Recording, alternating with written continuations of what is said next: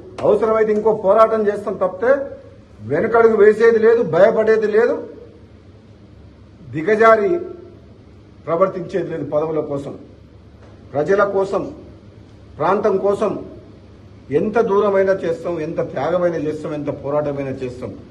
తెలంగాణ సమాజానికి అండగా ఉండాలి, బడుగు బలహీన వర్గాలకు అండగా ఉండాలి, పేద ప్రజలకు అండగా ఉండాలని ఒక లక్ష్యంతో రాజకీయాల్లో ఉన్న నాటువంటి వ్యక్తిని కొంతమంది వ్యక్తులు మంత్రి పదవి రాలేదని అందుకనే మాట్లాడుతున్నారని చెప్పేసి అంటున్నారు.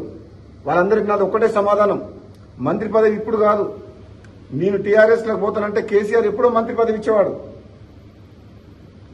పదవుల కోసం పాకులాడే వ్యక్తిని అయితే నా ఎమ్మెల్యే పదవికే రాజీనామా చేసి ఆనాడు కేసీఆర్ ప్రభుత్వాన్ని మునుగోడు ప్రజల కాళ్ల దగ్గర తీసుకొచ్చిన పదవికి రాజీనామా చేసి అటువంటి వ్యక్తిని నేను. మళ్ళీ నాకు పదవి కావాలంటే బీజేపీ నుంచి ఎంపీగా గెలిచిండేవాడిని, ఎమ్మెల్యేగా గెలిచిండేవాడిని. కానీ ప్రజలు కోరుకుంటున్నారు కాంగ్రెస్ పార్టీ ద్వారానైతే మనం టీఆర్ఎస్ను ఓడించవచ్చు అంటే ఒక అడుగు వెనకకేసి ప్రజల కోసం అని చెప్పి కన్నతల్లి లాంటి కాంగ్రెస్ పార్టీ నాయకులు అధిష్టానం హామీ మేరకు నేను మళ్ళీ కాంగ్రెస్ పార్టీలోకి వచ్చి పోరాటం చేస్తున్నా.